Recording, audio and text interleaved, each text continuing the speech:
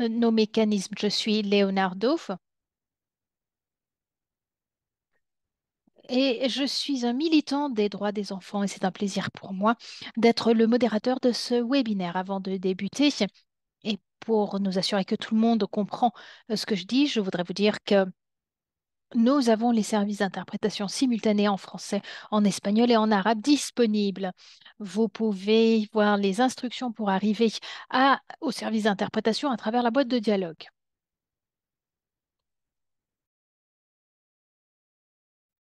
Et j'espère donc que vous pouvez tous écouter maintenant l'interprétation. S'il y a des problèmes, n'hésitez pas à nous en faire part à travers la boîte de dialogue. La session d'aujourd'hui sera également enregistrée et ces enregistrements seront partagés avec tous nos participants ainsi que les autres ressources d'aujourd'hui. Nous vous en invitons à marquer votre nom, votre organisation et le lieu d'où vous participez à travers la boîte de dialogue et faire part de votre expérience. Si vous avez une caméra, vous pouvez l'activer lorsque vous parlez. Pour le reste, nous vous demandons d'être en sourdine. Et dans tous les cas, vous pouvez choisir ou pas d'allumer votre caméra si vous prenez la parole. En tout cas, n'hésitez pas soyez sûr, excusez-moi, que ce webinaire est un espace sûr. L'idée est de faire appel maintenant à notre point focal, experte en droit des enfants.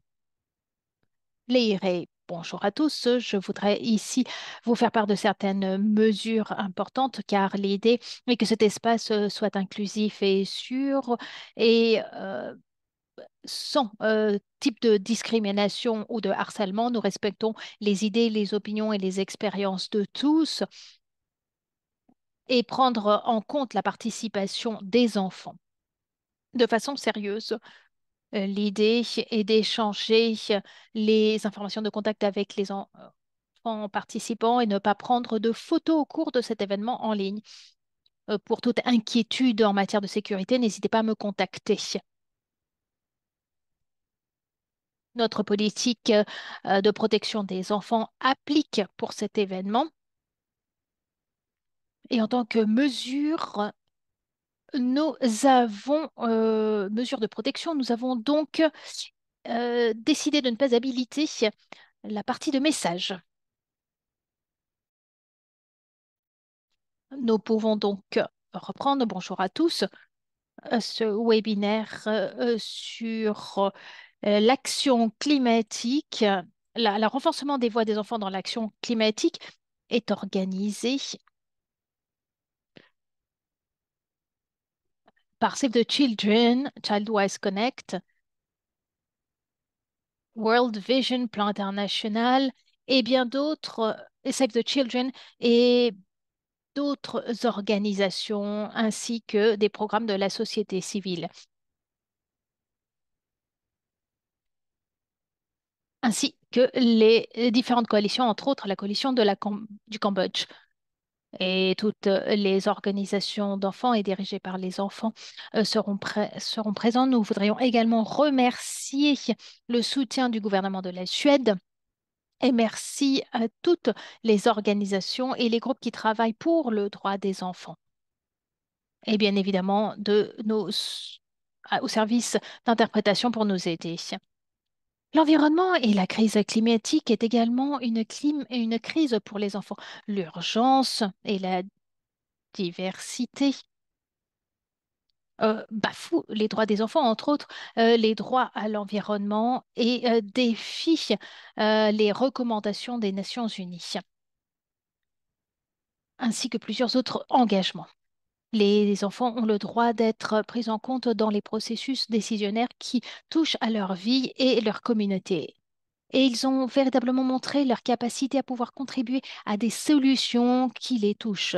Néanmoins, malgré le rôle essentiel des parties prenantes, les enfants et leurs voix sont souvent sous-représentés dans les discussions ayant trait à la dégradation de l'environnement et le changement climatique. Malgré les recommandations adoptées, les enfants requièrent et demandent toujours un changement dans ce système et veulent prendre des actions.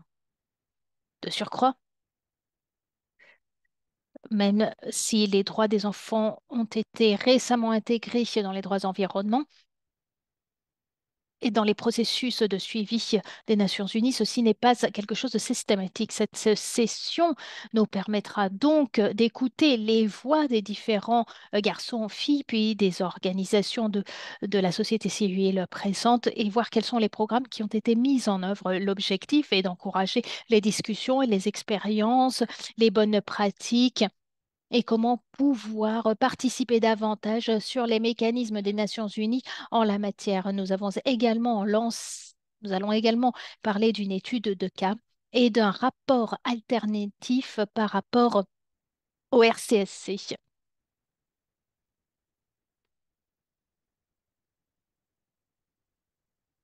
Tout ceci a également été intégré dans un rapport complémentaire des Nations Unies. Nous cherchons également à avancer grâce aux recommandations qui ont été prises en la matière. Et maintenant, permettez-moi de vous présenter le programme d'aujourd'hui. Premièrement, nous allons vous demander de vous connecter à menti.com pour répondre à quelques questions d'aujourd'hui. Après, nous écouterons de l'UPR et de l'UNCRC et des processus de reporting et suivi sur le processus de révision. Puis, nous demanderons à nos orateurs de bien vouloir allumer leur caméra. Nous aurons par la suite Velina Todorova du Comité des Nations Unies pour les droits des enfants.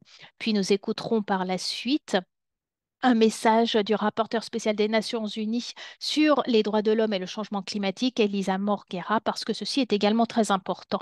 Puis après, nous passerons la parole aux enfants. Nous écouterons Agila, Vessa et Nicolas d'Albanie et Edira de Save the Children en Albanie et de tous les processus qu'ils veulent développer. Puis après, nous ouvrirons l'espace à toute notre audience afin que nous puissions partager des expériences et des questions. Puis nous passerons finalement à des questions de clôture sur menti.com et passerons à nos remarques de clôture. Et maintenant, je cède la parole à ma collègue pour qu'elle nous aide à travers le menti.com. Merci beaucoup, Léo. Bonjour à tous. C'est un plaisir d'être ici avec vous aujourd'hui. Je vais maintenant partager mon écran afin que nous puissions avoir une section interactive, pardon, tous ensemble et savoir qui se trouve dans la salle aujourd'hui. Comment interagir? Vous avez plusieurs façons de le faire. Premièrement, vous pouvez scanner le code QR et ceci pourra vous emmener directement à la présentation Mentimeter. Maintenant, si vous n'avez pas de caméra, pas de problème, vous pouvez taper www.menti.com et inclure le code qui apparaît ici à l'écran. 66608666. Je répète parce que c'est un numéro assez long, le code pour pouvoir rentrer sur Mentimeter sur www.menti.com est 66608666. Puis, nous aurons également un lien direct qui sera posté à travers la boîte de dialogue. Si vous cliquez, vous aurez accès directement à l'écran et Mentimeter. Et je vous propose de débuter. Notre première question est de savoir de quel pays vous nous rejoignez.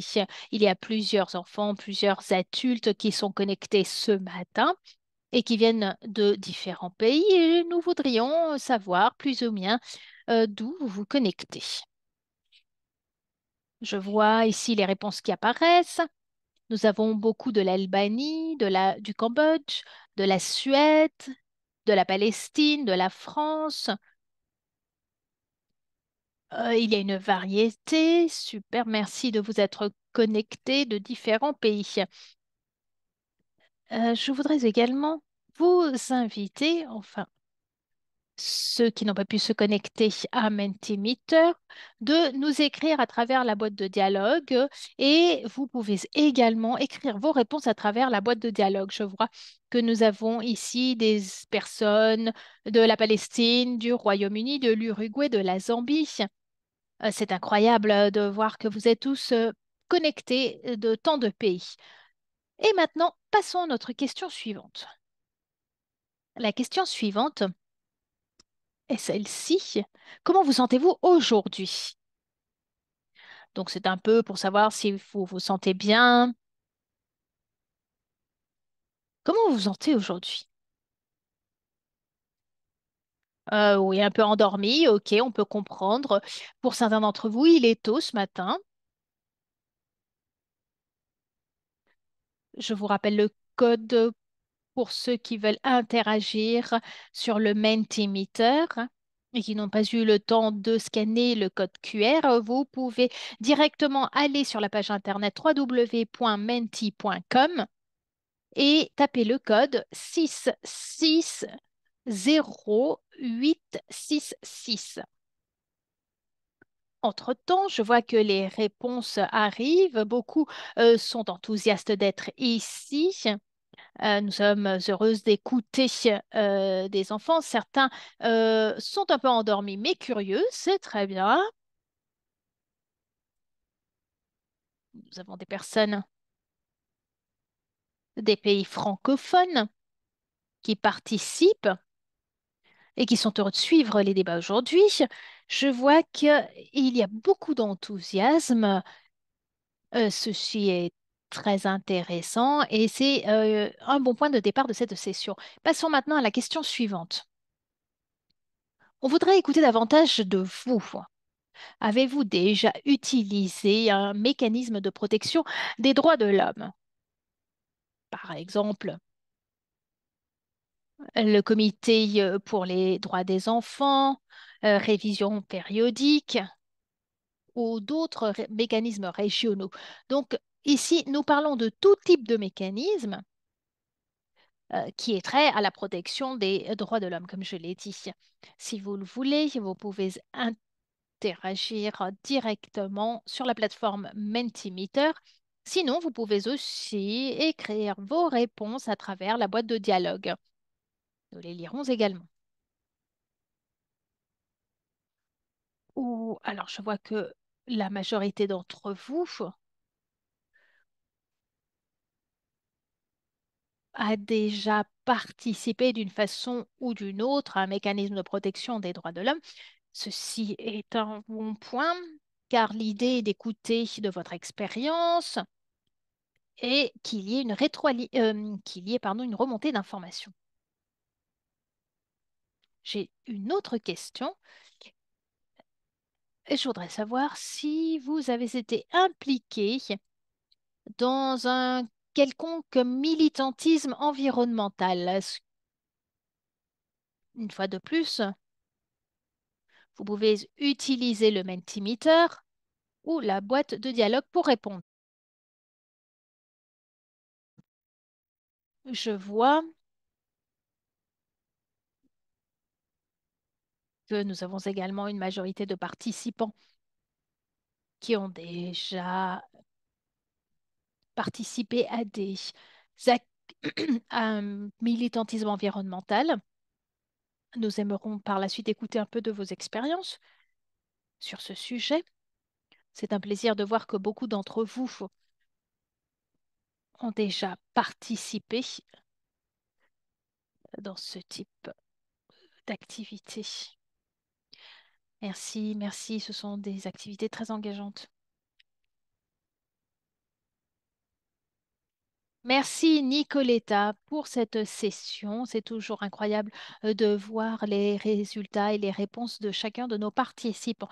Et je vais maintenant demander à Elir et Salvatore de Child Rights Connect d'allumer leur caméra et de nous parler du processus de suivi et de rapport de la Convention des Nations Unies sur les droits de l'enfant et de la manière dont les enfants peuvent s'y engager. Bonjour à tous. Je suis Salvador et je représente Child Rights Connect et je vais parler de cette Convention des Nations Unies sur les droits de l'enfant. Qu'est-ce que c'est et que et ce comité est un organe donc qui permet à ce que les États puissent s'engager à respecter les engagements pris. Et la Convention définit ce qui est un enfant, c'est-à-dire toute personne de moins de 18 ans, sauf si les lois établies définissent la majorité avant de 18 ans.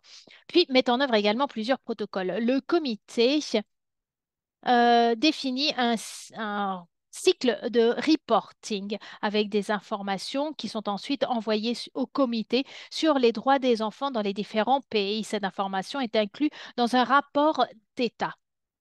Et le comité examine ces rapports ainsi que les informations additionnelles reçues, les débats avec le gouvernement national au cours d'une session, puis réalise des recommandations ou des observations conclusives, concluantes pour aider les États à améliorer la situation des droits des enfants. Diapositive suivante, s'il vous plaît. Donc, qui est le comité? Il est composé de 18 experts indépendants sur les droits des enfants de 18 pays différents. Ils sont élus pour 4 ans, ils peuvent être réélus. Vous pouvez savoir qui sont les membres de ce comité, quelle est leur expertise, domaine d'expertise sur la page Internet. Et les sessions de comité sont publiques. Qui peut participer à ce cycle de reporting? Euh, Toute personne qui lutte pour les droits des enfants au niveau national, régional ou international. Et ceci inclut des agences des Nations Unies, ONG, coalitions, institutions nationales des droits de l'homme, des experts individuels, des médiateurs, le monde universitaire, etc. et les enfants eux-mêmes. De fait, on les encourage à participer dans tout le processus. Ils peuvent le faire de différentes façons, donc préparer des propositions à travers des rapports, des dessins ou autres. Ils peuvent également demander une réunion privée avec le comité au cours des sessions pré-sessions, puis préparer des présentations orales au cours des pré-sessions et répondre aux questions ou encore peuvent participer ou suivre les sessions de révision pour continuer à être au courant. Et maintenant, ma collègue va vous parler de l'environnement et comment s'intégrer davantage à ce mécanisme. Je vous remercie. Merci, Salvador. Pourquoi donc est-ce que le commentaire général 26 est important? En 2023, le Comité des Nations Unies a publié le GC26 sur les droits des enfants et l'environnement. Et ce commentaire général est la première fois qu'un traité reconnaît le droit à l'enfant, à un environnement sain, sûr et pour son bien-être, car nous savons que les effets du changement climatique peuvent bafouer les droits des enfants. Puis, il est important d'interpréter l'article de la Convention des Nations Unies sur les droits des enfants, puis sa mise en œuvre. Il s'agit du benchmark le plus important pour les actions des États euh, ou inaction sur les droits des enfants en matière de changement climatique et dégradation environnementale. Comment pouvoir utiliser le GC26? Vous pouvez l'utiliser en tant qu'outil de responsabilisation. Vous pouvez également intégrer les orientations au sein de votre travail en tant que si vous êtes un avocat, si vous êtes un chercheur ou vous appartenez au monde de l'université, si vous êtes un fonctionnaire au niveau de la société civile, etc. Diapositive suivante. L'État, alors le reporting, le cycle de reporting des États. Ceux qui ont ratifié cette convention doivent faire rapport tous les 5 ans à ce comité. Depuis l'adoption du comité du commentaire général, les États doivent faire rapport sur les droits des enfants et l'environnement. Un nouveau cluster a été créé pour pouvoir faire rapport sur ce sujet. La société civile et les enfants peuvent envoyer des informations au comité à travers des rapports thématiques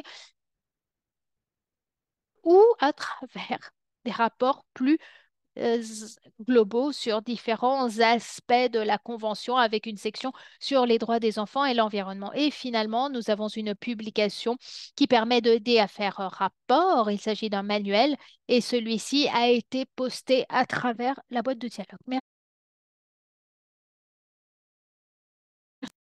Merci beaucoup à vous deux. Et maintenant, je cède à nouveau la parole à Nicoletta qui va nous donner davantage d'informations sur le processus et comment comment les enfants peuvent participer pour faire avancer davantage les droits des enfants et leur permettre d'avoir accès à un environnement sain.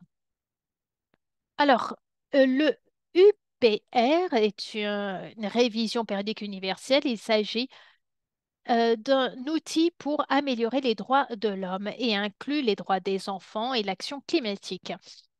Au sein de cette révision, toutes les situations des droits de l'homme ou de toutes les personnes vivant dans le monde sont révisées. Et si on regarde l'acronyme en tant que tel, U veut dire universel, c'est-à-dire tous les États sont révisés ou passés à la révision à travers ce mécanisme pour analyser tout type de droits de l'homme.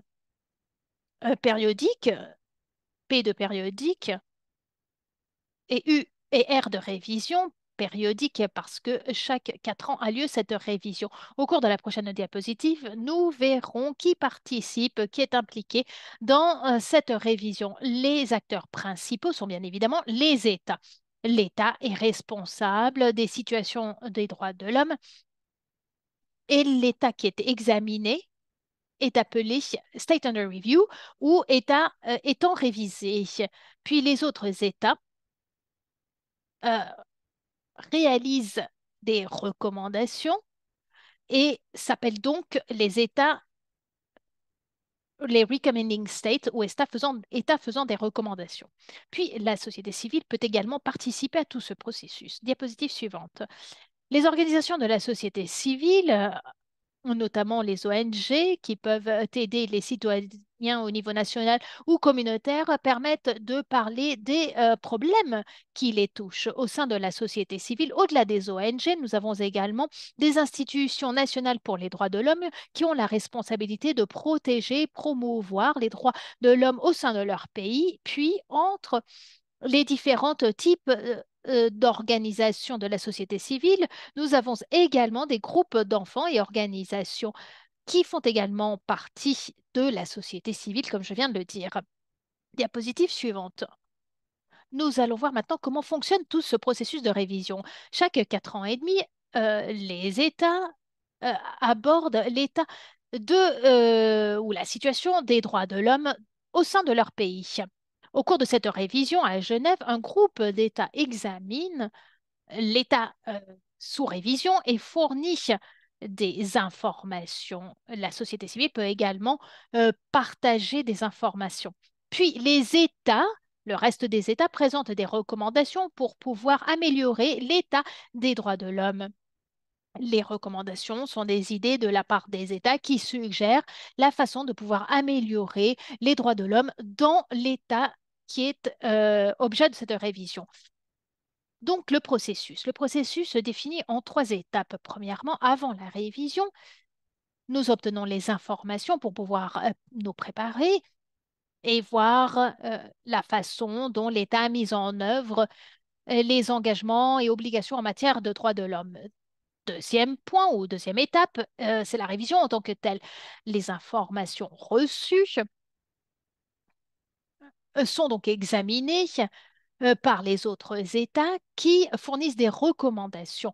Puis la troisième phase, c'est la phase après la révision, c'est-à-dire que les recommandations reçues sont mises en pratique. Diapositive suivante. Comment pouvez-vous participer? Les enfants et les adultes peuvent participer par rapport à leur pays, puis faire des recommandations. Vous pouvez aussi participer en faisant le suivi et montrer comment est-ce que le pays a pu changer sa situation. Vous pouvez également participer en organisation des événements pour pouvoir améliorer la situation des droits de l'homme dans votre pays. Diapositive suivante, s'il vous plaît. Alors, nous n'avons plus qu'une minute, dit Leonardo. Oui. Voici un exemple comment les enfants en Australie ont sensibilisé sur les problèmes de changement climatique au sein de leur pays. Ils ont défini des réunions avec des diplomatiques représentant des États fournissant des recommandations, puis ces recommandations ont été mise en œuvre. Et sur cette bonne pratique, je voudrais ici conclure ma session et dans la boîte de dialogue, vous aurez un lien pour un manuel qui vous fournira davantage d'informations sur la façon dont vous pouvez participer à ce processus de révision. Je vous remercie. Merci Nicoletta. Nous avons maintenant une compréhension beaucoup plus claire sur ce qu'est cette convention et comment fonctionne ce processus de révision. Et avant de passer maintenant à notre prochain intervenant, je vous encourage, si vous avez des questions, à pouvoir les publier à travers la boîte de dialogue. Nous sommes là pour y répondre. En tout cas, l'idée est que vous puissiez participer le plus possible. Et maintenant, je cède la parole à Mélina, membre du Comité des Nations Unies, qui nous parlera un peu comment fonctionne tout ceci. Elle est membre du Comité des Nations Unies sur les droits de l'enfant. Merci. Merci beaucoup, premièrement, pour avoir invité le comité à participer, ainsi que moi-même, à cette réunion. Est-ce que vous m'entendez? Oui, oui, oui. Merci pour votre présentation sur le travail du comité et les autres mécanismes, notamment celui de l'UPR. Eh bien, vous avez quasiment tout dit. Je ne sais pas trop ce que je peux ajouter par rapport aux informations que vous avez fournies. Toutefois, permettez-moi de vous dire que le comité travaille avec les enfants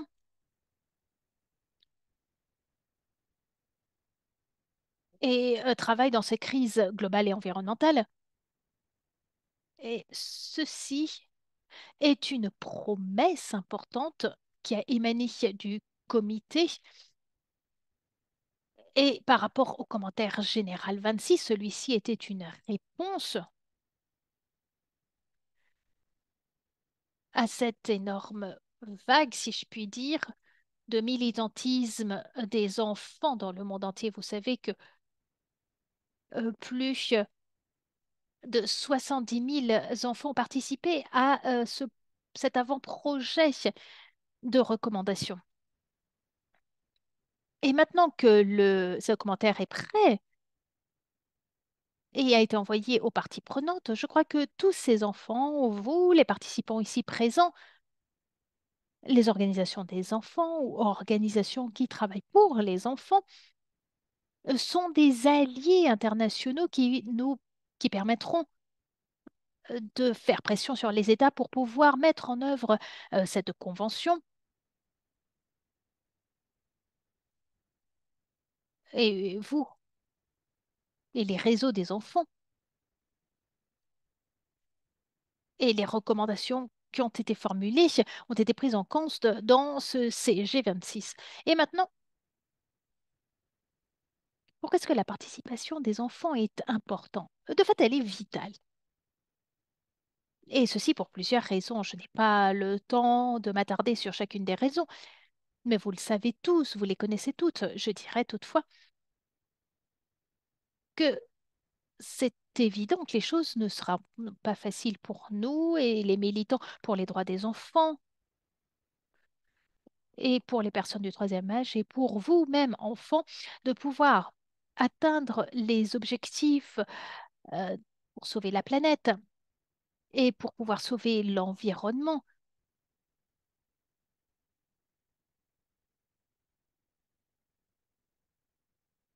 et atténuer les effets du changement climatique par rapport à ce que le secteur scientifique nous euh, demande de le faire. Nous savons que vous êtes sous-représentés,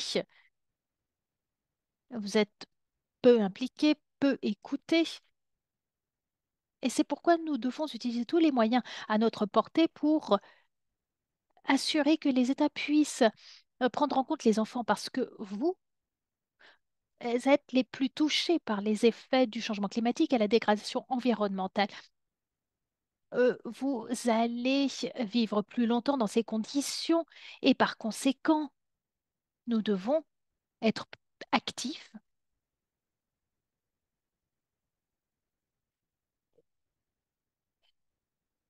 et donc de maintenir la pression sur les gouvernements. Et comment fonctionne le comité? Le comité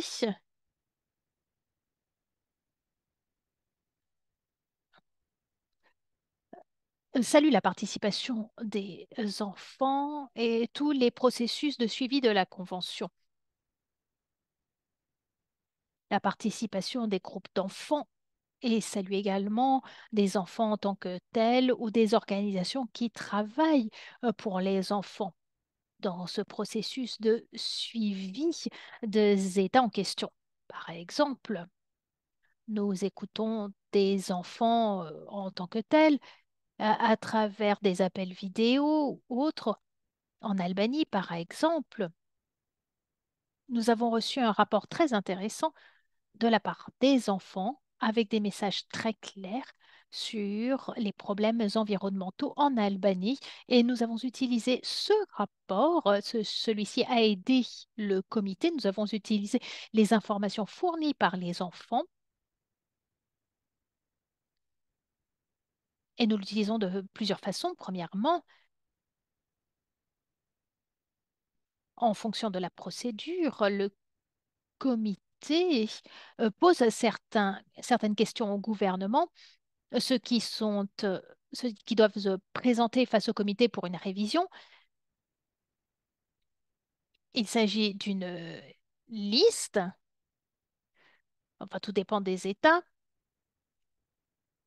et nous cherchons à poser des questions concrètes sur l'environnement et les problèmes liés au climat au sein de ce pays. Puis après, nous obtenons les propositions euh, très intéressantes de la société civile, des ONG, des enfants eux-mêmes, comme je l'ai dit, et bien évidemment du gouvernement aussi. Et nous utilisons toutes ces informations, notamment les informations provenant des enfants, dans nos dialogues. Nous nous asseyons avec les représentants du gouvernement, parlons des problèmes et les informations fournies sont essentielles en ce sens. Puis nous, le comité, par la suite, nous rédigeons des conclusions et recommandations. Et avec l'exemple de l'Albanie, par exemple, nous avons utilisé beaucoup d'informations fournies dans le rapport des enfants pour formuler des recommandations,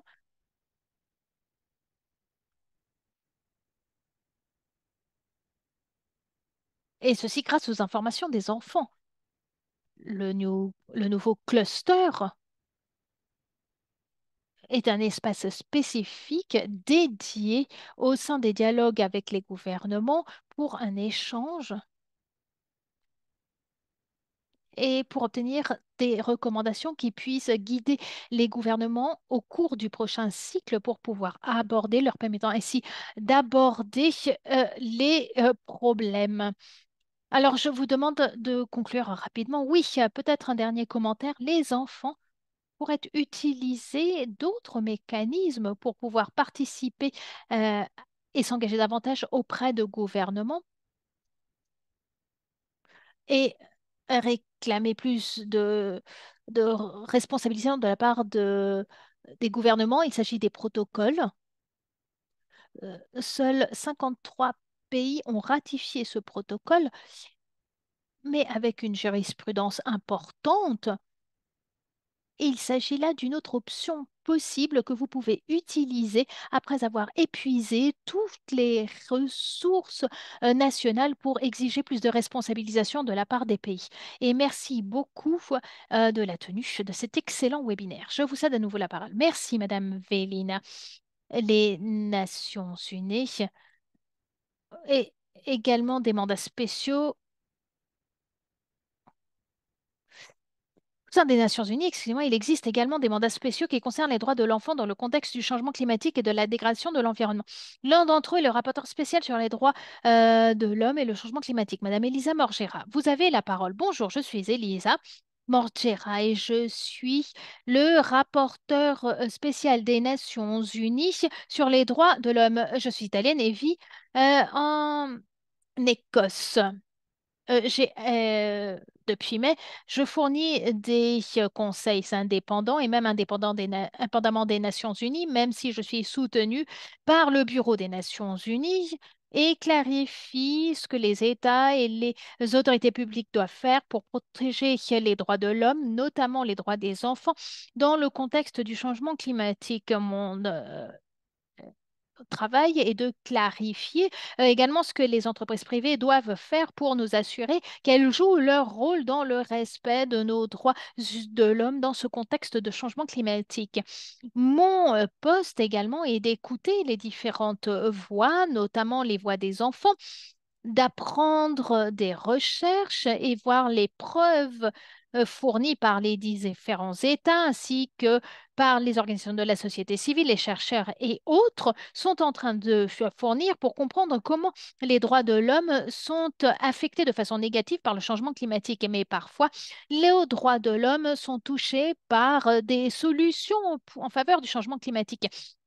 Par contre, le changement climatique est donc il est important de voir ce que faire ou ne pas faire pour pouvoir éviter tout impact négatif sur les droits de l'homme et pour pouvoir prioriser différentes solutions face au changement climatique qui peuvent protéger au mieux les droits de l'homme. Et dans ce contexte, il est essentiel d'écouter les différentes voix de ces titulaires des droits de l'homme les plus touchés par les effets du changement climatique, car nous ne ressentons pas tous des effets négatifs de la même façon. Les enfants, les femmes, les filles, les personnes en situation de handicap, les personnes autochtones, les personnes avec l'albinisme, les communautés qui vivent dans des petits États insulaires, tous ceux-ci sont impactés de façon plus forte que d'autres personnes. Et c'est pourquoi nous devons véritablement nous assurer qu'ils soient écoutés, qu'ils soient mis au cœur des réponses. Quelles sont les raisons pour lesquelles leurs droits de l'homme sont les plus touchés? Nous les écoutons également, écoutons leurs idées sur la façon dont les États et les entreprises peuvent faire agir de meilleure façon pour protéger leurs droits. Et donc l'idée est d'écouter leur expérience et de comprendre leurs connaissances par rapport au changement climatique, comment ils l'ont vécu, et afin de comprendre mieux ce que nous devons faire pour pouvoir protéger les droits de l'homme dans ce contexte de changement climatique et de fait prendre plus de mesures contre les effets du changement climatique et de meilleures façons. J'organise également des espaces spécifiques avec les outils fournis par les Nations Unies dans différents endroits et travailler avec les gouvernements pour créer des espaces pour nous tous, pour que nous puissions tous écouter des enfants, apprendre d'eux et pour écouter d'autres titulaires des droits pour que nous puissions apprendre de vos expériences, de vos idées et établir un dialogue sur les actions nécessaires ou les plus importantes pour protéger les droits des enfants, pour leur permettre d'avoir accès à un environnement sain et pour écouter ceux qui sont le plus fortement touchés par les effets du changement climatique. Comme vous pouvez le voir, l'une des recommandations sur laquelle je travaille avec bien d'autres membres de la société civile est de nous assurer que ces sommets des Nations Unies soient des espaces sûrs pour les enfants, où on puisse les écouter. Il y a encore beaucoup de chemin à faire pour cela.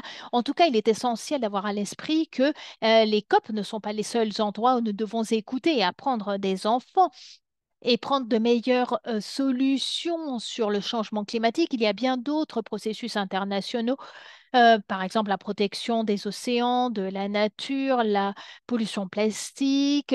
Dans tous ces espaces, des solutions ou des réponses importantes sont prises, des décisions sont prises et il est important qu'à travers ces décisions, les droits des enfants et droits à l'environnement soient respectés et tenus en compte. Et j'espère que ceci vous aidera. Ma porte virtuelle, si je puis dire, vous sera toujours ouverte. Et l'idée est de maintenir un constant dialogue avec les enfants. Et je suis là pour aider de la meilleure façon possible et fournir des conseils pour pouvoir protéger davantage les droits des enfants dans ce contexte de changement climatique. Je vous remercie. Un remerciement virtuel énorme pour Elisa Morgera. Et je vous rappelle, si vous avez des questions pour l'un de nos orateurs, n'hésitez pas à les poser à travers notre boîte de dialogue. Et maintenant, je vais céder la parole à Save the Children, à Edira de l'Albanie, qui nous dira comment Save the Children a travaillé avec Voice 16. Bonjour, je suis Edira Jaite et je travaille en tant que spécialiste senior des droits des enfants chez Save the Children. Save the Children en Albanie, de fait, a été essentiel pour autonomiser les enfants afin qu'ils puissent plaider en faveur de leurs droits et à travers le groupe Voice 16+. L'idée, premièrement, était de s'attaquer aux idées en lien avec les écoles et créer un réseau national et représenter les enfants, même au niveau international. Nous avons opéré dans 4 régions en Albanie et Voice 16+ représente donc un réseau beaucoup plus large d'environ 200 000 voix d'enfants. Voice 16+ demande un environnement plus juste, clair, plus juste et sain pour les enfants. Les Nous avons vu que en 2019, nous avons reçu Voice 16+, a reçu l'aide de Save the Children et a établi un rapport complémentaire. Et jusqu'en 2022, nous avons également participé au processus de reporting sur les défis des effets du changement climatique sur les enfants et à proposer des recommandations. Tout ce travail est un point essentiel. En septembre 2020, 2 représentants des enfants, un garçon et une fille, ont présenté les résultats et les recommandations du rapport au cours de la précession de ce comité à Genève. Et ceci a marqué véritablement la première fois qu'un enfant présentait un rapport sur les droits environnementaux afin d'amplifier leur voix sur les espaces mondiaux et de pouvoir avoir une influence sur la recommandation du comité. Tout le processus euh, pour cette étude dirigée par les enfants se fonde sur une étude de cas qui nous montre la méthodologie qui a été optée, qui se concentre sur l'environnement et qui souligne également les voix qui ont participé ainsi que toutes les actions de suivi qui ont été faites après l'adoption des recommandations par le CRC.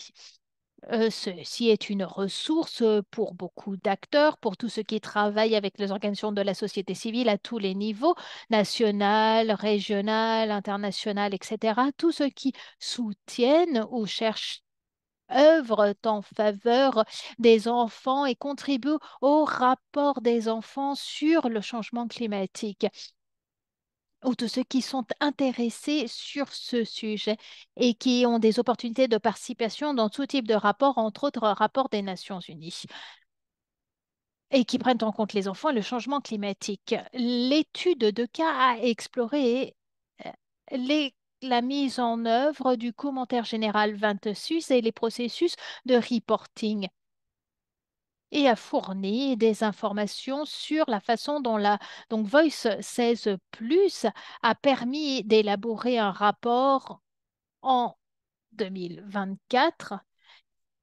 et qui a été pris en compte dans tout ce processus du PR. Nous nous fondons sur un processus de consultation avec les enfants, avec la société civile. Et ce processus est un véritable modèle pour aider les enfants à jouer un rôle important dans le reporting et le plaidoyer et obtenir des enseignements tirés pour l'adaptation dans plusieurs contextes et cadres. À travers cette initiative, je suis sûre que Save the Children continuera d'être champion des droits des enfants et pourront amplifier leur voix pour concevoir un avenir meilleur pour les enfants. Et maintenant, permettez-moi de vous présenter les représentants des enfants qui ont fait partie de ce projet. Et c'est un plaisir pour moi de vous présenter Ayla, Dessa et Nicolas. Trois enfants de Voice 16+, qui ont joué un rôle essentiel dans ce processus. Ils partageront avec vous davantage de choses sur tout le chemin qu'ils ont parcouru et sur leur expérience. Je vous remercie. Les enfants, vous avez la parole. Merci.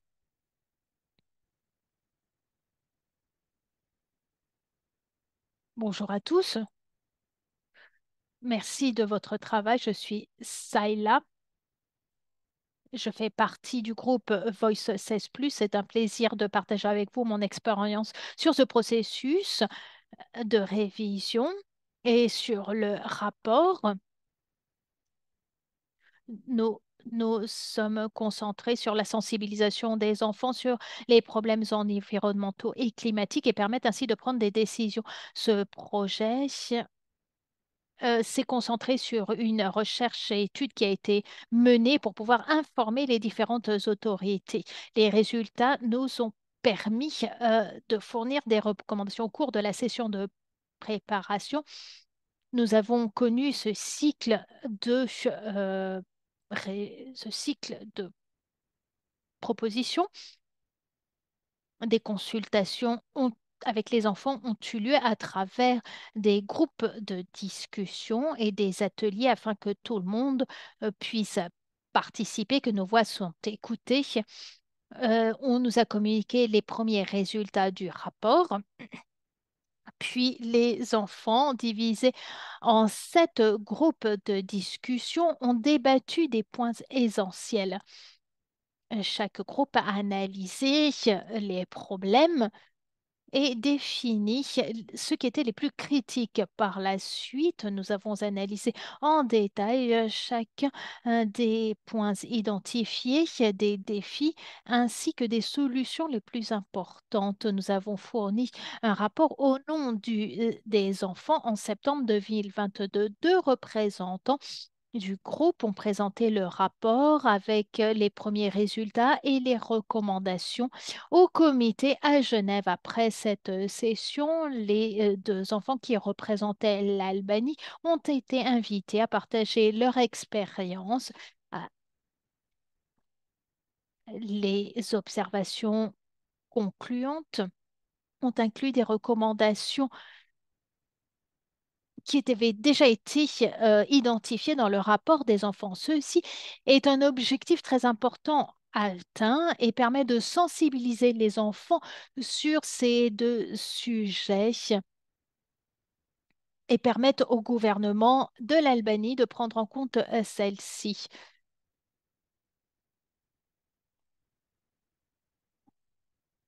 Les propositions de notre rapport ont été prises en compte et nous en connaîtrons davantage. Je cède la parole à mon collègue. Merci. Merci beaucoup. Je suis Lesla. L'objectif essentiel était des recommandations sur le climat et l'environnement, puis de répondre aux inquiétudes, celles qui apparaissaient dans le rapport des enfants. Ceci a été une réussite. Nous avons également souligné la participation active des enfants dans l'établissement ou l'élaboration de ce rapport sur le changement climatique et l'environnement. Nous avons également reçu des rapports de Voice 16+, qui ont été présentés en avril 2024. Le rapport a été présenté au nom des groupes des enfants.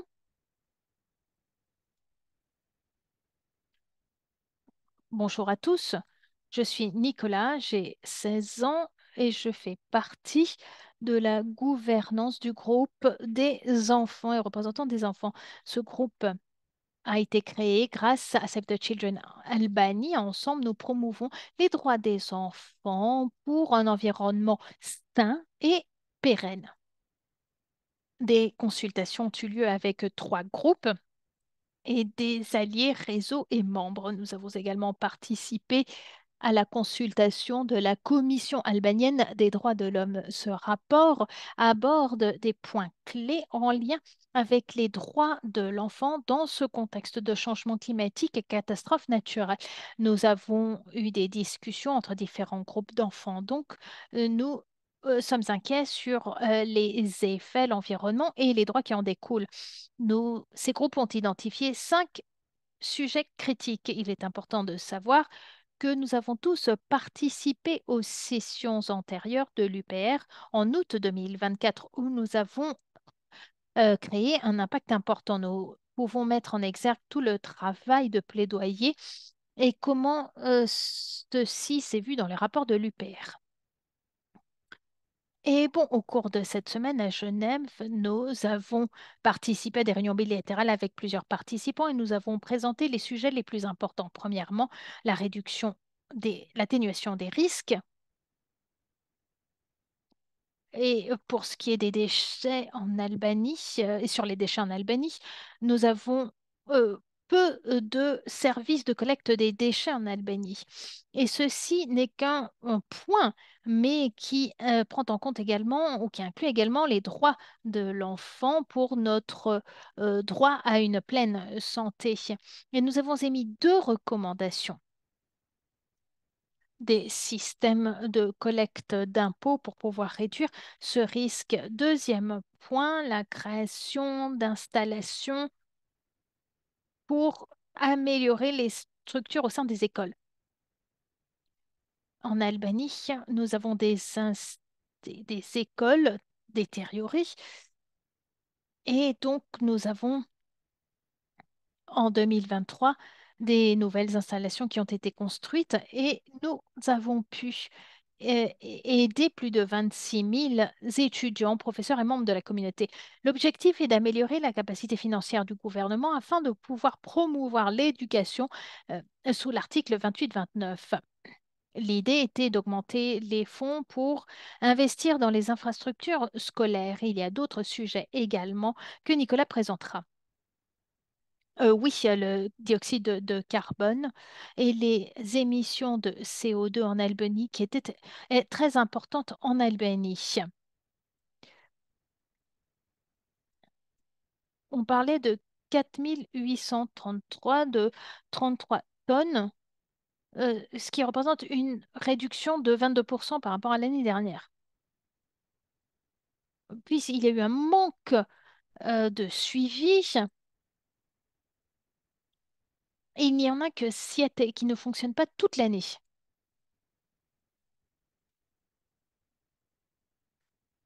Nous devons également nous aligner avec la législation de l'Union européenne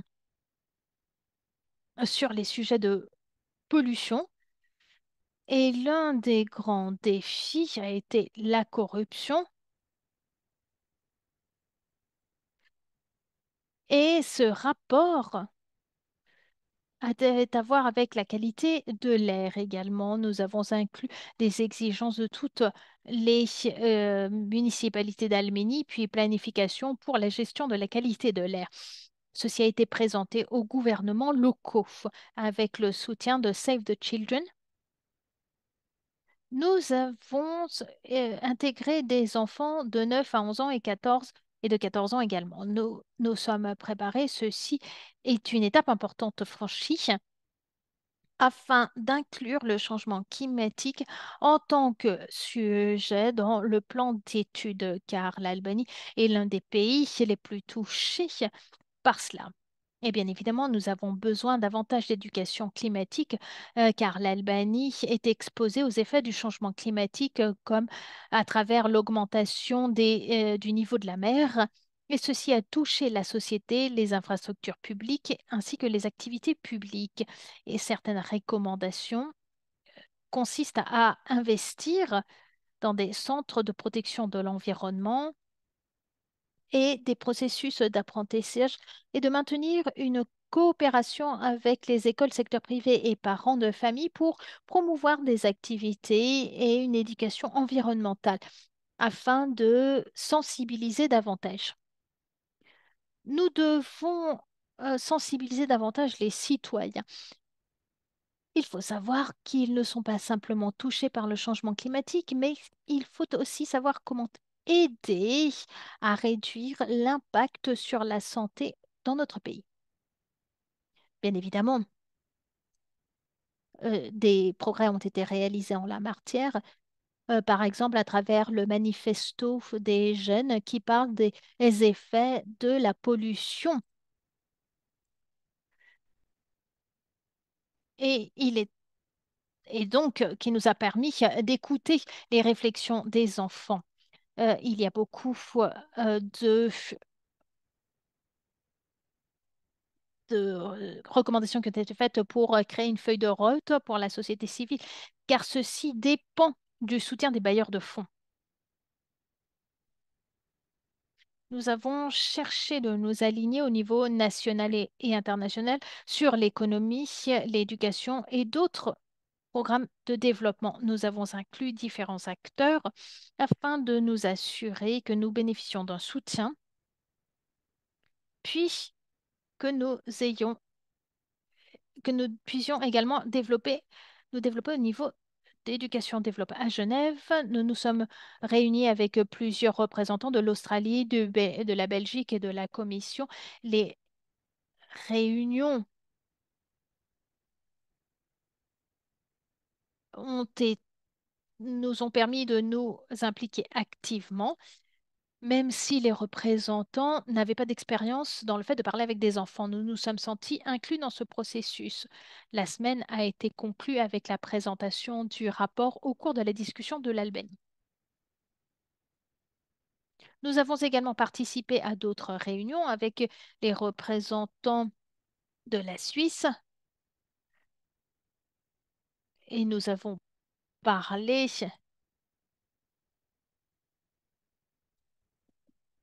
des différents problèmes que nous rencontrons en Albanie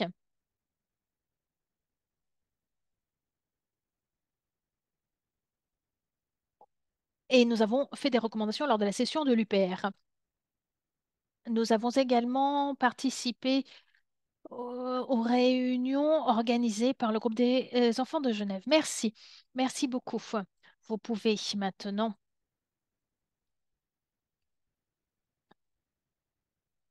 euh, alors, c'est toujours un plaisir d'écouter des enfants et voir quel est leur travail de plaidoyer, et surtout lorsque nous parlons de ces organisations et de ces enfants qui se préparent pour pouvoir amplifier leur voix. Vous avez un lien à travers la boîte de dialogue pour tous les participants qui voudraient en connaître davantage. Et maintenant, je vais céder la parole à Laura Bach. Bon, je vais donc débuter une section interactive. Cette session vous permettra de poser des questions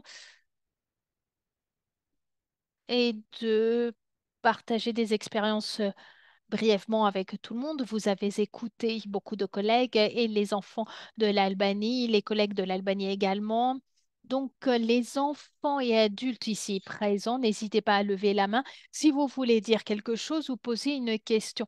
Si vous êtes également plus à l'aise en écrivant à travers la boîte de dialogue, n'hésitez pas à poser vos questions ou commentaires en français, espagnol ou arabe ou en anglais à travers la boîte de dialogue. Nous sommes un peu limités au niveau d'autres langues.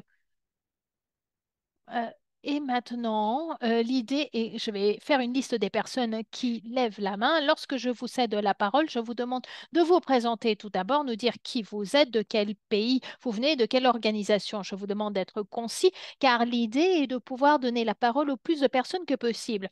Et je cède la parole à Sarah Cambou. Sarah, vous avez la parole. Si vous avez besoin de parler en français, pour tous ceux d'entre vous, n'hésitez pas donc à vous connecter au service d'interprétation. Vous voyez l'icône de globe en bas de votre écran. Simplement, vous avez besoin de cliquer sur sur cette icône et puis avoir la traduction.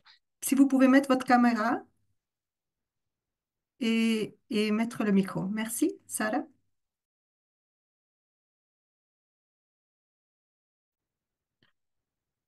Alors, premièrement, Sarah, puis après, Lei.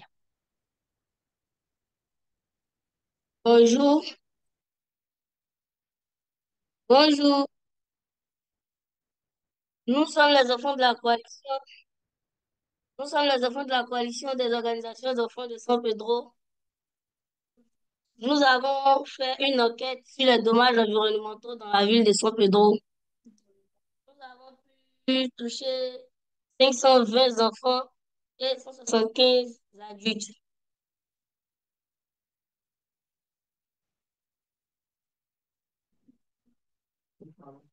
Nous avons eu une enquête à San Pedro sur les dommages environnementaux, sur lesquels nous-mêmes, les enfants, nous sommes allés sur le terrain pour aller poser des questions à nous-mêmes, nos camarades enfants, dans des tablettes qui pouvaient répondre à l'audio ou à l'écrit. Nous avons vu aussi des trucs vraiment désemparants. Nous avons vu des situations vraiment difficiles dans lesquelles les enfants vivent. Nous avons vu, il y a les caniveaux qui sont remplis, il y a des enfants qui vivent à côté des caniveaux. Vraiment, c'est vraiment,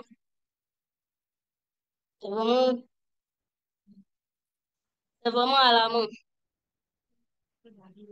Nous avons pris la vue aussi des enfants sur leur environnement.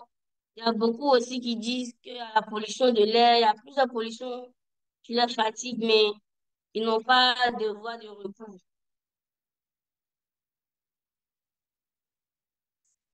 Sarah, vous m'entendez? Alors, ensuite, le 20 novembre, pour la commémoration de la Journée mondiale de l'enfance, nous avons eu à présenter le résultat de notre travail Sarah, devant les excusez-moi. Sarah, est-ce que vous autorités. pouvez descendre On a fait l'écran pour qu'on vous voit? On vous voit pas bien, Sarah. le- Juste, voilà. Merci. Pour la Continuez. lecture. Est-ce que vous avez une question pour quelqu'un qui a parlé aujourd'hui? Allô? Est-ce que vous avez une question à quelqu'un qui a parlé aujourd'hui aussi? Non? Mais je vous laisse terminer ce que vous vouliez dire. Ok. Donc, nous voulons dire comme ça, la consultation a commencé, l'enquête a commencé dans le mois d'août à septembre. Et nous avons y interrogé, à consulter 529 enfants et 165 adultes. Et nous avons sélectionné les zones qui sont les plus, nous avons sélectionné les zones les plus à la dégradation de l'environnement. Et ensuite, on a demandé d'abord l'autorisation au chef du quartier, que nous avons ensuite autorisé à enquêter les enfants de ce quartier-là. Enquête, nous avons eu à présenter notre travail le 20 novembre, qui a décrété la Journée mondiale de l'enfance.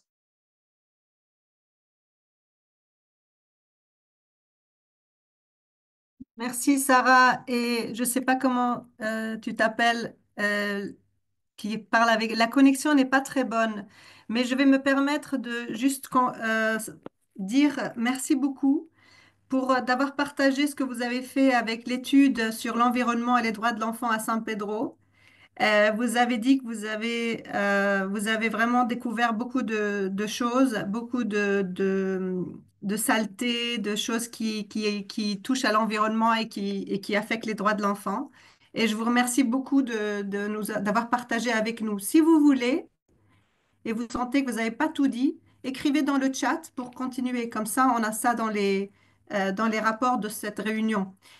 Je me permets de changer de langue.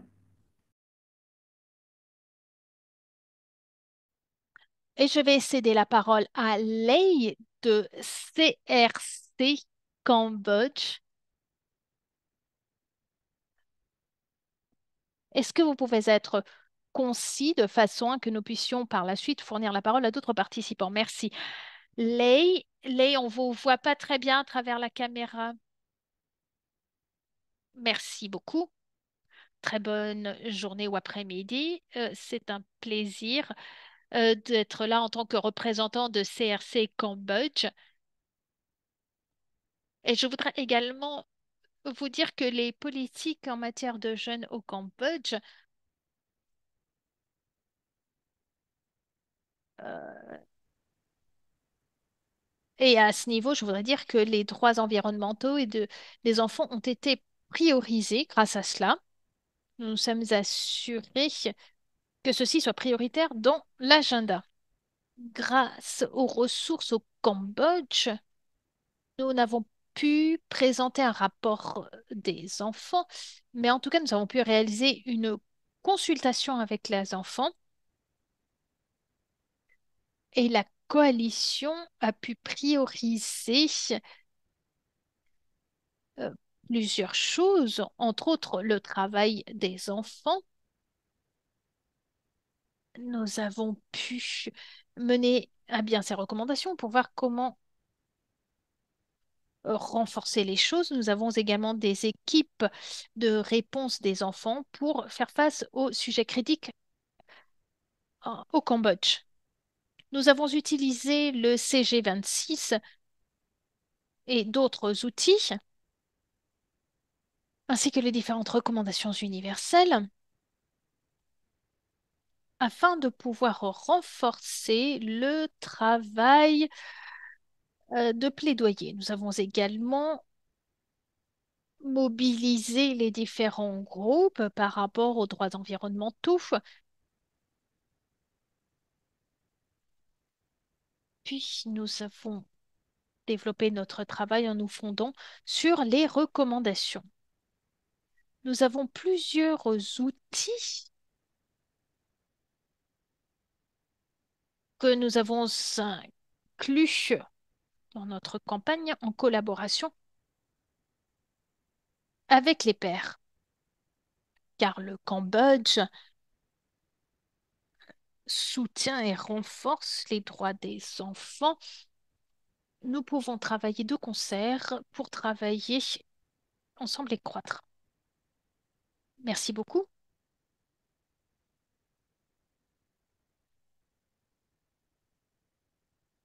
Alors, si vous avez des questions, n'hésitez pas à les publier à travers la boîte de dialogue.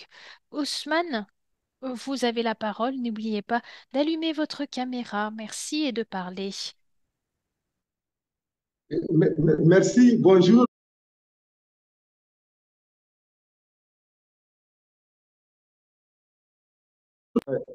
Si j'active la caméra, peut-être la connexion n'est pas trop bonne, ça va juste sur la qualité du son. Donc, je préfère parler hors caméra. Et aussi, au niveau du Mali, nous avons, au niveau du Mali, hein, c'est bon, là? OK. J'ai dit au niveau du Mali, nous avons également réalisé une étude et pour faire l'impact des schémas climatiques sur les droits de l'enfant, nous nous sommes rendus compte qu'au Mali, effectivement, les enfants sont beaucoup impactés par les schémas climatiques, plus la situation de crise. Et à l'issue de cette étude, nous avons quand même fait des sessions de plaidoyer pour demander à l'État de prendre en compte les besoins des enfants dans les politiques de lutte contre les changements climatiques au Mali. Et ce cadre-là nous a conduit effectivement à faire des plaidoyers qui ont porté fruit. Et donc, et même à la COP 29, vous avez vu que nous avons fait un positionnement et pour effectivement exprimer les besoins urgents d'intégrer les enfants dans tous les processus décisionnels et sur les questions climatiques et la protection de l'environnement. Et nous nous réjouissons également de la nomination les jeudis d'une dame, une jeune dame aussi, comme ministre de l'Environnement du Mali. Nous pensons qu'avec elle, nous allons continuer le combat pour que les besoins des enfants soient intégrés à toutes les politiques publiques et sur, en lien avec l'environnement et les changements climatiques au Mali. Donc, c'est ce que moi, je voudrais dire. Quoi. Merci. Merci infiniment, Ousmane, d'être là et de partager avec nous le travail que vous faites. Je vais passer à Peter, Peter Sifa. Peter Sifa, je crois que Peter, vous allez parler en anglais. Peter, n'hésitez pas à nous faire part de vos questions, Peter, et commentaires. Vous pouvez allumer votre vidéo, Peter?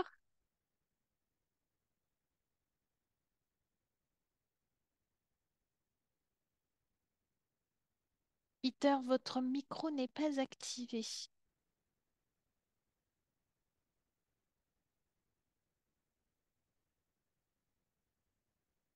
Nous avons perdu Peter entre-temps.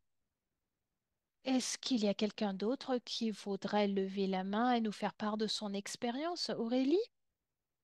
Est-ce que, il y a quelqu'un d'autre qui voudrait partager de l'expérience ou poser des questions? Oui, Laure, il y a Marc Eliel, hein. Il y a Marc Eliel.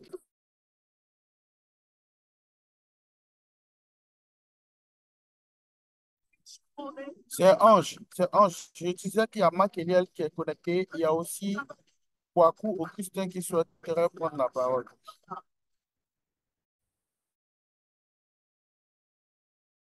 Allez-y, je vous laisse la parole. Vous êtes les collègues de Côte d'Ivoire. Je laisse la parole à qui maintenant, Ange? Ah, Augustin. Augustin, ok. Oui. Augustin, est-ce que vous pouvez vous rapprocher du micro, s'il vous plaît, et intervenir? Je vous laisse la parole. Merci. Ok, merci infiniment à tout le monde. Ce que je voudrais dire, je ne serai pas long, c'est juste partager l'expérience du Forum des ONG qui a pu intégrer déjà depuis 2022 les questions environnementales et du changement climatique dans son rapport complémentaire de la Charte africaine des droits et du bien-être des enfants. Et dit également que pour cette année 2024, lors de son rapport alternatif à l'examen périodique universel, le Forum des ONG a également intégré dans ce rapport-là les questions environnementales et le changement climatique. Ce que nous voudrais dire, les recommandations, les rapports sont soumis. Nous attendons de voir les recommandations qui seront adressées à la Côte d'Ivoire et voir si ces recommandations sont prises en compte. J'ai dit lors d'une rencontre en Côte d'Ivoire que quand on comptabilise les deux rapports, les recommandations que nous avons formulées, c'est vrai, les recommandations, il arrive des fois que ça se répète dans les deux rapports, mais ça fait peut-être 30 recommandations que nous avons adressées, y compris les recommandations dans le rapport des enfants et celui de la santé civile. Donc, c'est cette expérience-là que nous devons partager. Vous dites qu'il y a des choses qui ont commencé à être faites à Côte d'Ivoire, ce qui concerne l'environnement et le changement climatique. Merci, et m'arrêter là, ne pas être long. Merci. Merci infiniment d'avoir partagé ça. Donc, collègues, c'est important de voir que même si nous thème de soumission de rapport au Comité des droits de l'enfant des Nations Unies et de l'EPU, il y a aussi l'expérience en Côte d'Ivoire sur la soumission des rapports qui incluent la question environnement-climat au niveau du Comité africain d'experts sur les droits et le bien-être de l'enfant. Il y avait une autre personne qui voulait parler.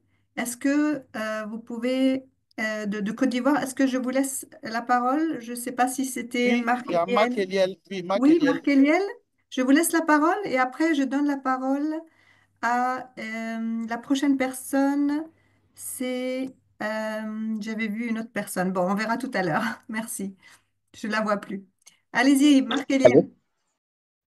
Ok, bonjour à tous et à toutes. Je suis Marc Eliel Denis, président de la plateforme des organisations et associations d'enfants de Côte d'Ivoire et aussi délégué national de la Côte d'Ivoire, qui est l'association des enfants et jeunes travailleurs. Il faut dire que depuis 2022, nous sommes impliqués dans les questions de rédaction de rapports et dans ces rapports-là, nous avons intégré les questions environnementales. Nous avons produit deux rapports. Le rapport de la KDBE en 2022 qui faisait, on peut dire, l'examen général de nos réalisations, de nos actions ou encore de l'évolution de nos droits ici en Côte d'Ivoire. Nous avons annoncé des recommandations à plusieurs niveaux, notamment au niveau de l'éducation et aussi de l'environnement, pour amener l'État de Côte d'Ivoire à prendre des décisions euh, ou à impliquer les enfants dans les questions environnementales. Aussi, dans le cadre de l'examen périodique universel EPU cette année, nous avons produit encore un rapport version enfant dans lequel nous avons intégré les questions environnementales. Et nous pouvons dire que ça a apporté de très bons fruits parce qu'aujourd'hui, l'État de Côte d'Ivoire, dans son nouveau code de l'environnement, a impliqué ou a rédigé un article qui implique les enfants dans les questions de promotion de l'environnement ou encore de défense de l'environnement. C'est un peu ça que j'aimerais partager avec les amis ici.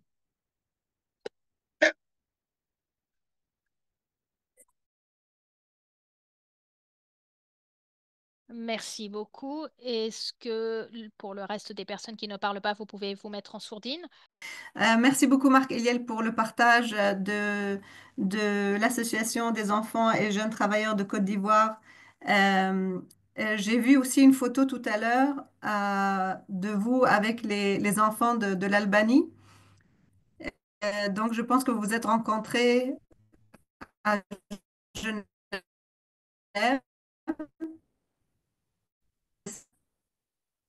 Est-ce que je peux voir si quelqu'un d'autre va lever la main? Je vous laisse la parole, Smiliana.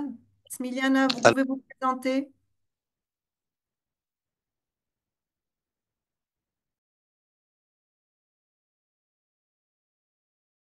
Mais Iliana, vous pouvez vous présenter. Jana, Jana, j'espère que vous m'entendez. Alors, je ne sais pas de combien de temps je dispose. Allez-y. Je vous demandais quelque chose au groupe d'Albanie. C'était très intéressant d'écouter de leur expérience. Est-ce que vous avez euh, un plan? Quelles sont les prochaines étapes? Et quelles sont les recommandations pour les OSC? Je voudrais également ajouter quelque chose, mais je peux le faire à travers la boîte de dialogue.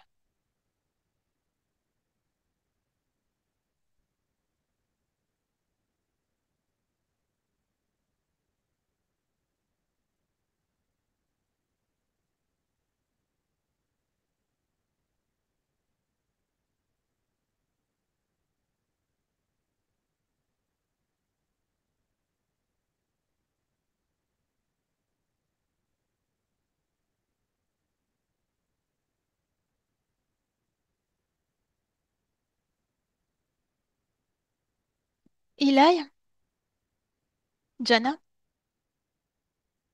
Alors, dans l'étude de cas, nous avons une phase importante, celle du suivi ou des actions de suivi.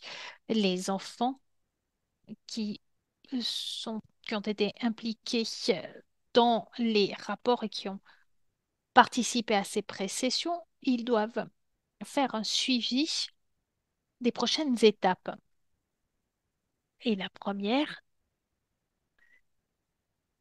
sont les observations dans le rapport final, voir si celui-ci prend en compte les recommandations et si celles-ci sont appliquées par le gouvernement albanien. Nous avons déjà plusieurs recommandations, puis plusieurs réunions ont été planifiées pour pouvoir euh, fournir un rapport final. Et avec les enfants, nous avons déjà décidé de choisir les recommandations les plus critiques afin de faire un suivi. Nous avons deux recommandations que nous avons utilisées afin de continuer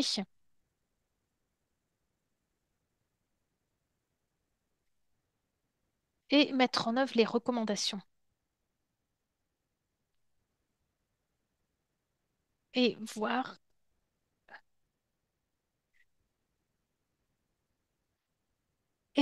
voir comment est-ce que tout ceci fait partie du plan de plaidoyer, comment celui-ci a été mis en œuvre dans le cadre des sessions du 20 novembre. Il y a eu plusieurs réunions de plaidoyer réalisées au niveau national et local. Nous avons parlé des problèmes en lien avec l'environnement, en lien avec ces recommandations. Ceci a été à nouveau soulevé et les enfants cherchent à responsabiliser les gouvernements par rapport à la mise en œuvre de ces recommandations. Donc le travail, ou plutôt le suivi, le travail de suivi a déjà débuté et nous continuerons à le faire tout au cours de l'année prochaine. Merci. Merci, Adira. Il y avait une question également aux enfants sur la façon dont les adultes peuvent mieux les accompagner dans ce travail. Je ne sais pas si quelqu'un voudrait intervenir sur cette question.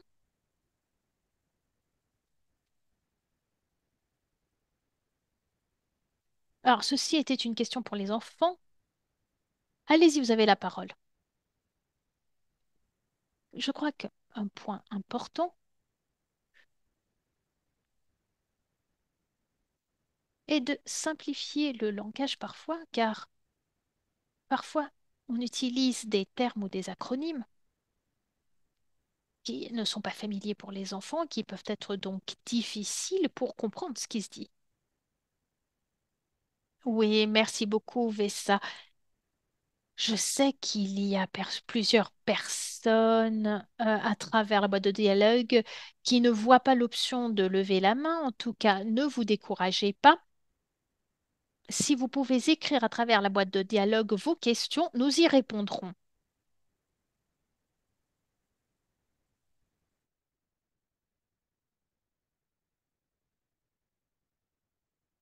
Peu importe, enfin, je veux dire, quelle que soit votre question, nous allons donc les traduire dans les différentes langues de cette réunion. Si nous n'avons pas le temps de les répondre ici, dans tous les cas, nous vous enverrons une réponse. Léo, est-ce que vous pouvez m'aider à voir si il y a d'autres mains levées ou s'il y a des questions qui sont posées à travers la boîte de dialogue? Alors, je ne sais pas si nous devons continuer ou pas. Nous arrivons quasiment à, à la fin de cet espace. Je vois, Peter, que vous nous avez rejoints. Malheureusement, nous n'aurons pas le temps de vous écouter, malheureusement, étant donné qu'il y a des problèmes techniques que vous avez eus. Mais en tout cas, n'hésitez pas à nous envoyer à travers la boîte de dialogue votre question ou votre commentaire. Et je voudrais également, j'ai vu à travers la boîte de dialogue Alfred de Environment Africa en Zambie et que Christopher et Victor étaient avec vous. N'hésitez pas non plus à nous envoyer à travers la boîte de dialogue votre question. Et maintenant, je cède la parole à Léo afin que nous puissions passer à au prochain espace. Et merci à tous de votre participation. Merci pour vos commentaires et vos idées.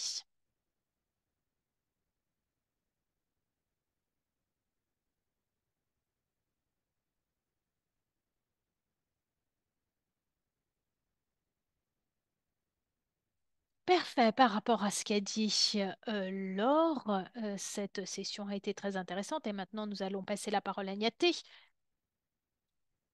et revenir sur le Mentimeter. Merci beaucoup.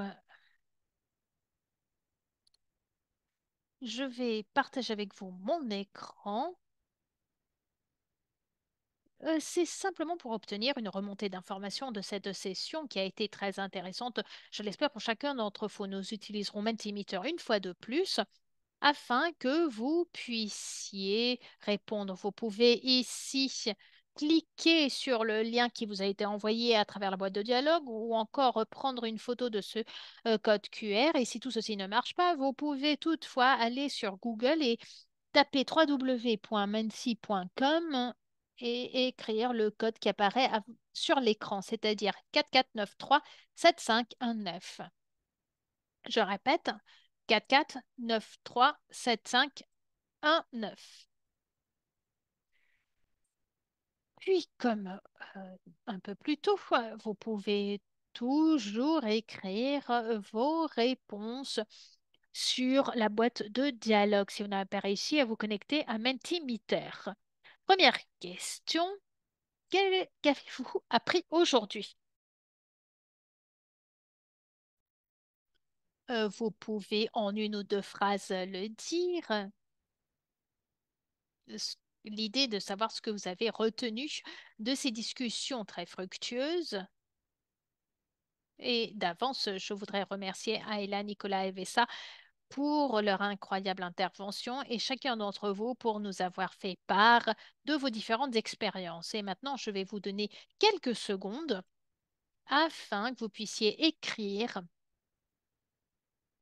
vos informations, enfin, ce que vous avez appris aujourd'hui et ce qui pourra éclairer votre travail à venir. Je vais ici lire quelques-unes. Beaucoup d'entre vous euh, portent une valeur sur les droits des enfants, la participation des enfants, que le changement climatique et l'importance ici du plaidoyer des enfants. Comment est-ce que les enfants se sont engagés dans les différents mécanismes? Ceci est très positif. Je vous rappelle également que vous pouvez écrire vos réponses à travers la boîte de dialogue si vous n'accédez pas à Mentimeter. Je crois que beaucoup d'entre vous écrivent à travers la boîte de dialogue, d'autres sur Mentimeter.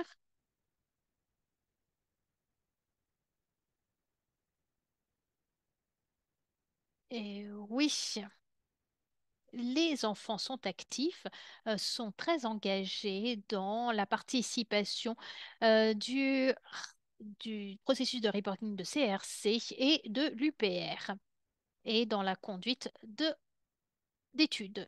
Diapositive suivante et question suivante.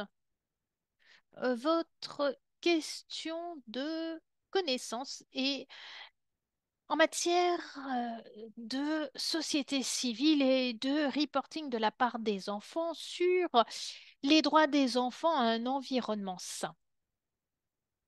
Et donc ici, vous pouvez dire si vous n'avez pas du tout de connaissances en la matière, ou un petit peu de connaissances, ou plus ou moins de connaissances, ou de bonnes connaissances, ou de très bonnes connaissances. Vous avez ici possibilités pour juger un peu votre niveau de compréhension sur la façon dont se fait le reporting de la société civile et des enfants sur les droits des enfants à un environnement sain. Je vois que beaucoup d'entre vous choisissent good ou bien. Je crois donc que cette session vous a fourni des informations intéressantes pour votre connaissance, comme vous l'avez vu à travers la boîte de dialogue. Nous vous avons envoyé des liens où vous pouvez trouver des informations additionnelles sur les outils du CRC, de l'UPR et du commentaire général. Merci beaucoup à vous tous. Et maintenant, je cède la parole à Léo une fois de plus. Merci beaucoup.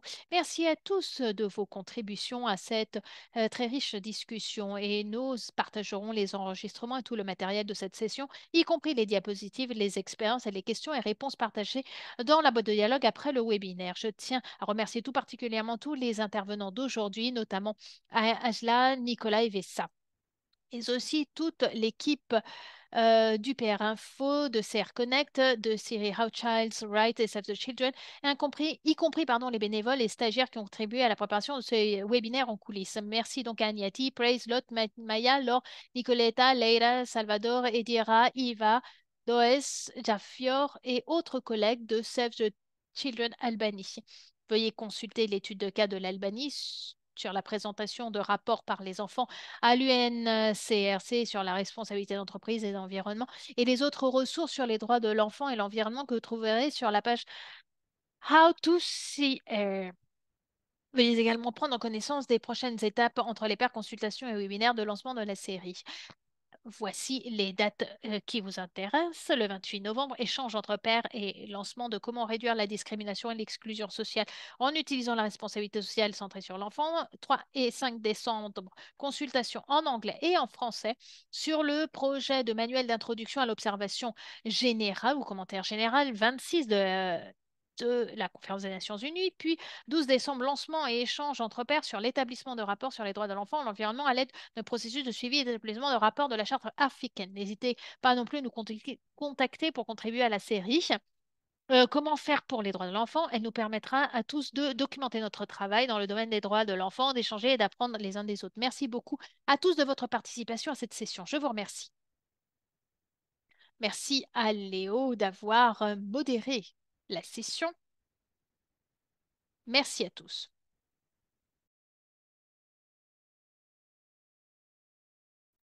Merci, au revoir.